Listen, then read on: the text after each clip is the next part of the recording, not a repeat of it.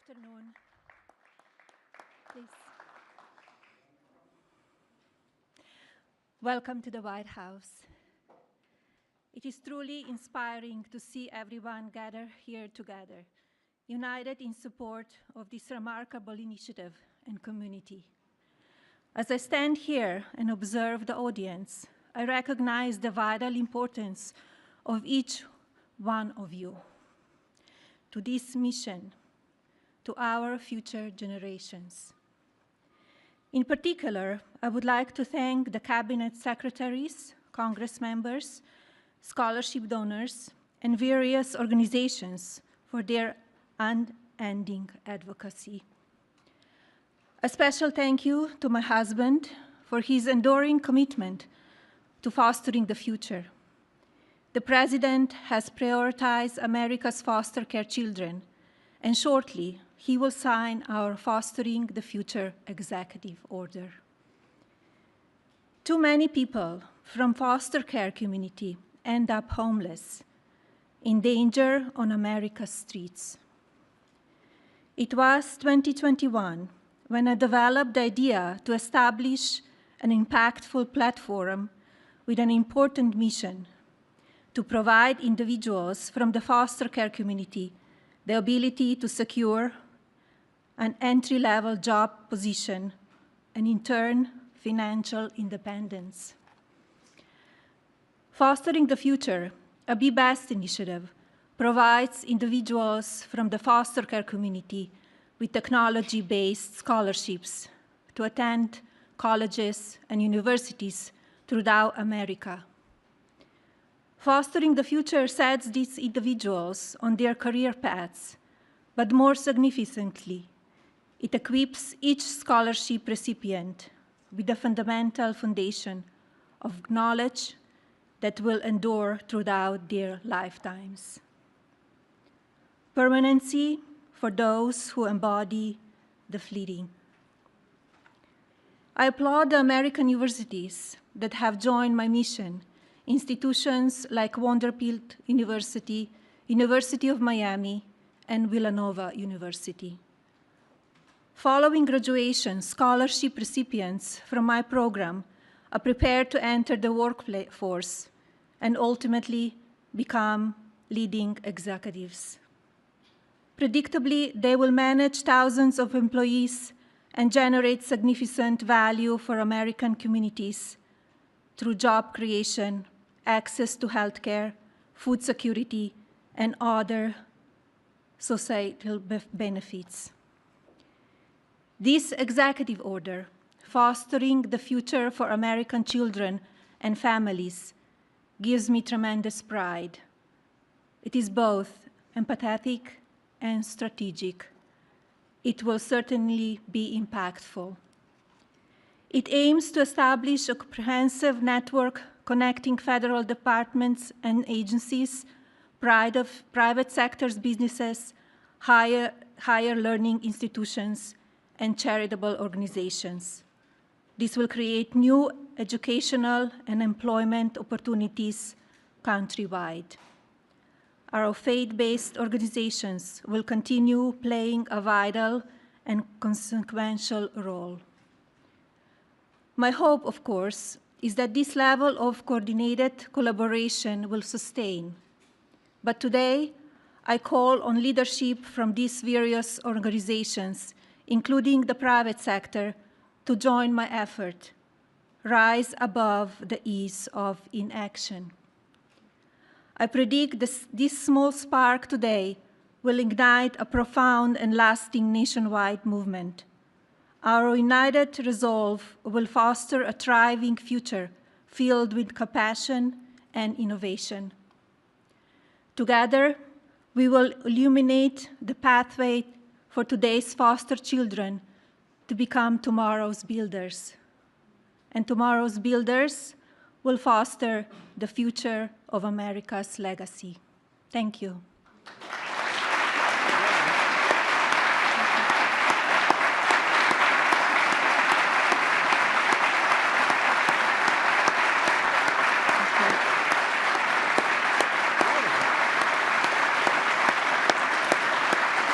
It is my pleasure to introduce my husband, the President of the United States, Donald J. Trump.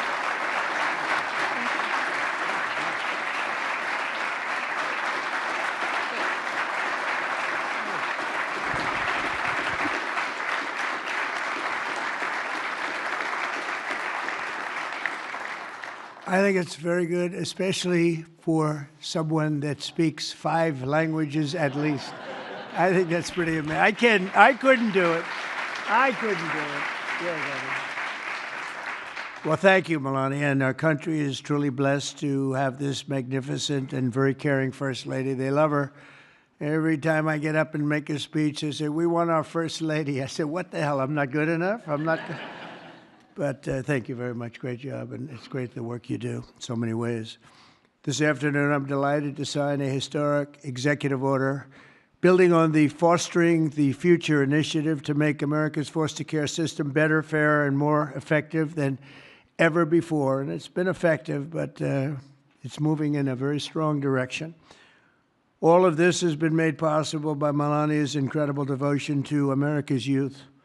Spends a lot of time on it and loves it, and along with our great Usha, you spend so much time, and what a combination.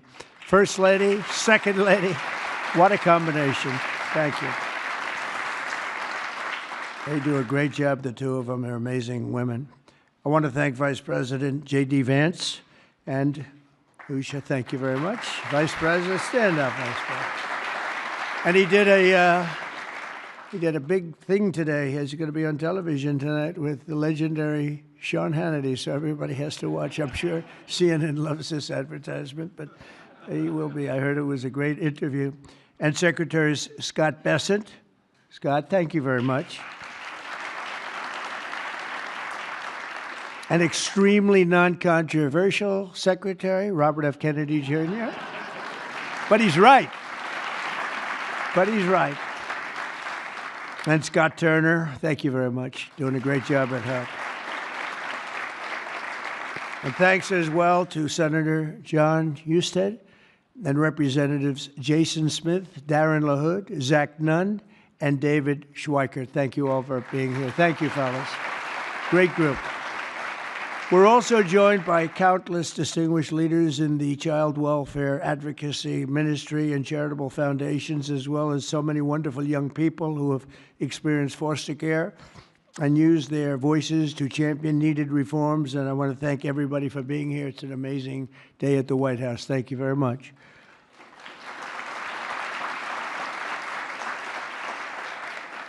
And right behind me, by the way, in about 2 years from now, we'll use a much bigger room because we had to turn away a lot of people.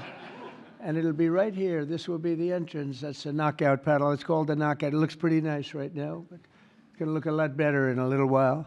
And we're going to go from this room into a room that seats a few more people, and it's going to be beautiful. But I just noticed I happen to be standing here, Peter, and I thought I might as well get you a shot right now, a nice, beautiful shot at the future entrance to something that's really become very popular, the ballroom. They've wanted it for 150 years, and they're getting it, and they're getting the best. It'll be the best anywhere in the world. Each year, more than 15,000 young people age out of the foster care system, and unfortunately, too many struggle to become self-sufficient. The order I will sign in a few moments will provide vital new resources to help young people transition out of the foster care system and live a very happy and a very successful life, very, very successful. With this order, I'm directing the heads of the key federal departments and agencies to establish a Fostering the Future program in coordination with our wonderful First Lady's office. They're coordinating, and they've already been coordinating for quite some time, and I think I hear it's going really well. You're going to have some, when she gets involved in things, it works, I can tell you that. Under this major new initiative, great American companies and institutions will be signing a pledge to invest in teaching, training, and mentoring America's youth who are transitioning out of the foster care system. This will help provide jobs, education, and personal development opportunities to fantastic young people who truly need and deserve them, and they're going to get them. A terrific example of the impact these programs can have is Eric Alvarez from Omaha, Nebraska, who is with us today. Where's Eric? Where is he? Stand up. Good-looking guy. Good-looking guy. Eric and his siblings were placed in foster care for a year when he was 9. He entered the child welfare system again when he was 15, and today he credits a mentoring and mentorship and work experience program for foster youth with helping him to finish high school and start his adult life. And he did really well in high school, by the way, really a great student. But he starts life on the right foot, right? Wouldn't you say? I mean, I think you better say yes, otherwise I'm in big trouble. Otherwise, I'm all by myself up here, Eric. That would be... I hear you're doing incredibly. Now, after graduating from the University of Nebraska and interning for Congressman Don Bacon, Eric is pursuing a master's degree at the George Washington University, and he is a cadet in the Air Force ROTC who will be commissioned as an officer upon graduation. And Eric, I just want to say, great job. You've really been outstanding, and I think that's probably why you were chosen out of so many people. You've done a fantastic job. Congratulations.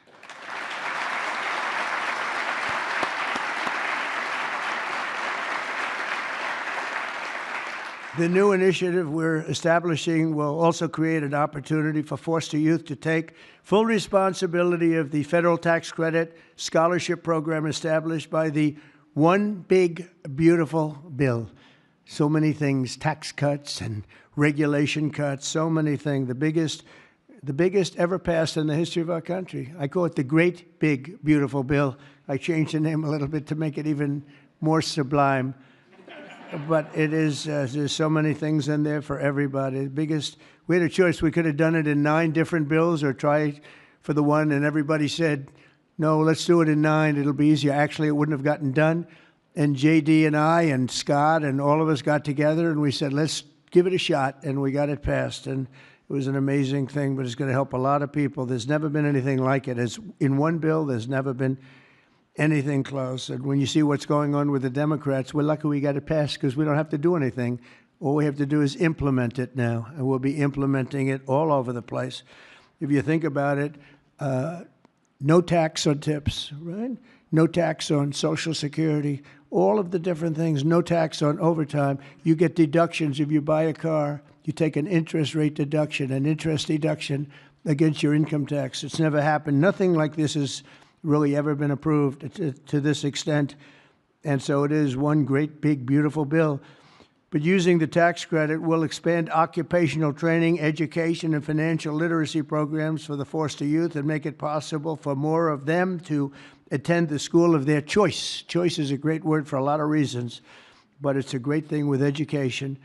And we'll also create the new Fostering the Future online platform to help young people find the access and really get great housing, very, very important and beautiful housing, health care, and other resources available to foster youth and those transitioning out of foster care. And we think it's going to happen with many, many people, many more than you have right now. Under the Trump administration, we believe that every American child deserves a safe and loving home, and we're determined to support the amazing families who help make that happen. And we have some of those families in the room today, and I just want to thank you all for being in the White House. There is no place like this, and we want to thank you very much for being here. Great families. Thank you very much. Faith-based, thank you.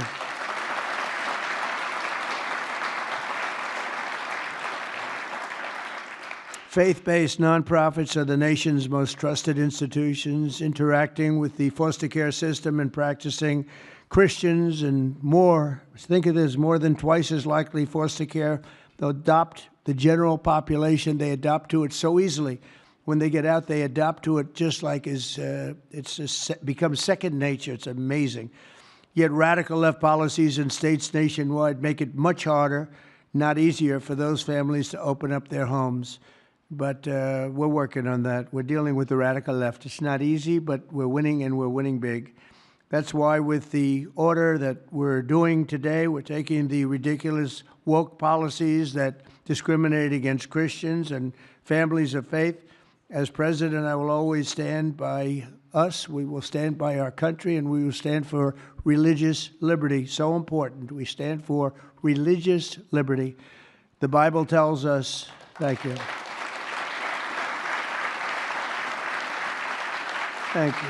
The Bible tells us that one of the measures of any society is how it cares for vulnerable children and orphans. So important, and it's so big in the Bible. So as we make America great again, we are going to protect American children in foster care, and we're going to ensure that they will never, ever be forgotten. These children will never be forgotten, and they're going to grow up to be unbelievable, strong, smart, wealthy, productive citizens. So once more, I want to thank Melania for the great job she does, not here only just as First Lady. She's a great First Lady. And I want to thank you very much, honey, and the foster families and leaders here today. You're very special people, and we're going to work together, and we're going to have some absolutely incredible results. Thank you all for being here. Thank you very much. Thank you.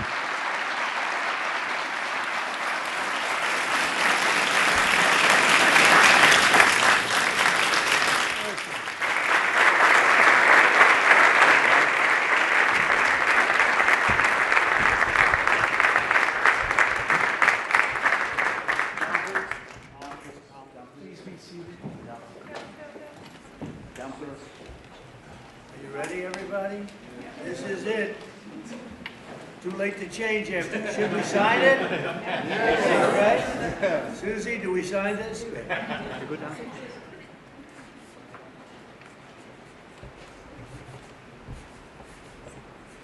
ask the First Lady to sign yours. Let me sign it right there. Okay.